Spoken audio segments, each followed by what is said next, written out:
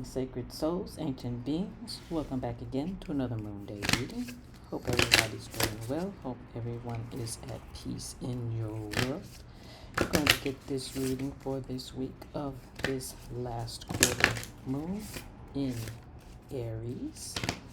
Finishing up this last week of Cancer season as we go into Leo season this next coming moon. It will be the new moon. So let's get started. Let's see what's happening. And we have the supernatural, protection, new beginnings, and on the bottom of the deck we have wholeness in reverse. That is the shadow energy, the energy running in the background of our cycle for this week. And the answer to the burning question for this week is no in the reverse. So, with the supernatural, this is one of my favorite cards. We are using the Oracle of the Ancients deck. We've got the Jedi. You might be familiar, those of you old heads who know about Star Wars, the Jedi. But Jed is from the ancient pillars that held up many of the structures in ancient Kemet. So this is your fortification, your balance, your strength.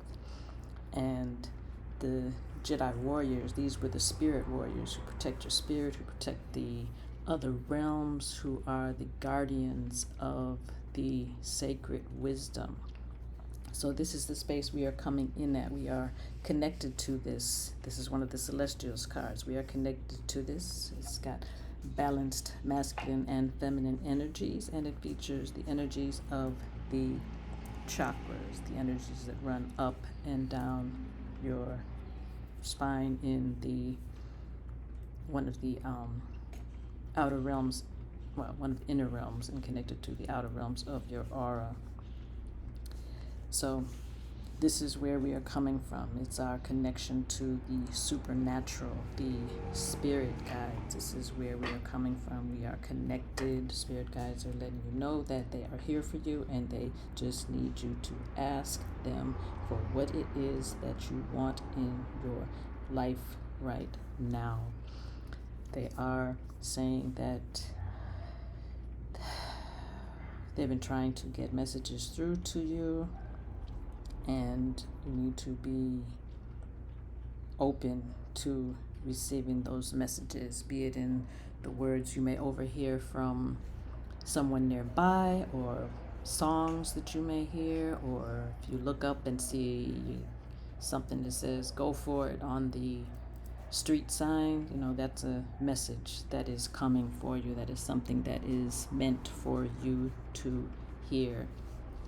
It also features the number 7 and the color red and the element of fire. So we're looking at our passions, our security, our safety. So we are being protected in that realm, and the 7 is the ending and beginning of a cycle. So whatever was happening last moon, we are in a state of letting things go. So whatever you need to let go, let's do that. And we are beginning this new phase, which is in line with the rest of the cards that we have, because the next card that we got is protection. And this features Sekhmet of Anebket. And this is the warrior, the energies, the archetype of the warrior.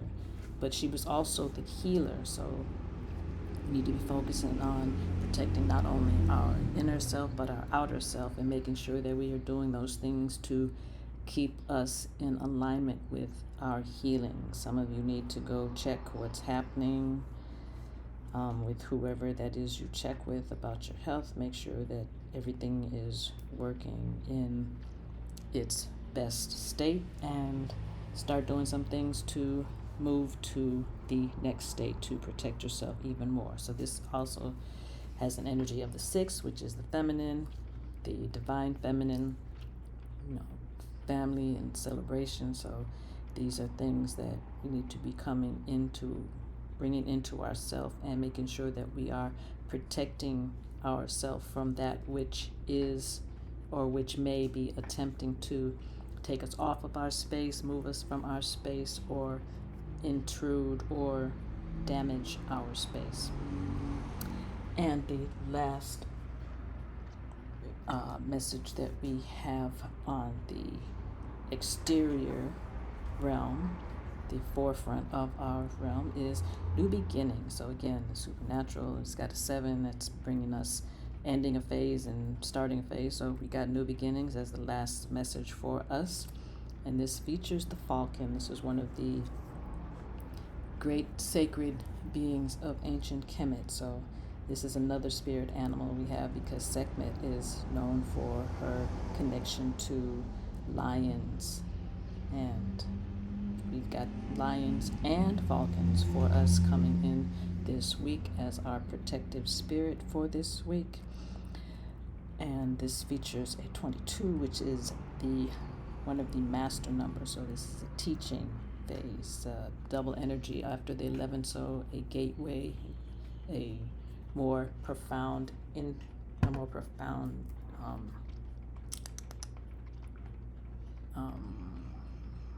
a higher intention as far as this gateway being open for us, this portal being open for us. And we just, as I mentioned in the celestial reading, we've got these portals that were coming in from the 666, and then we've got the protection card, which is a 6. So we've got this great opportunity to manifest this portal and walk through this portal and receive the gifts, the benefits, those things that we are looking for.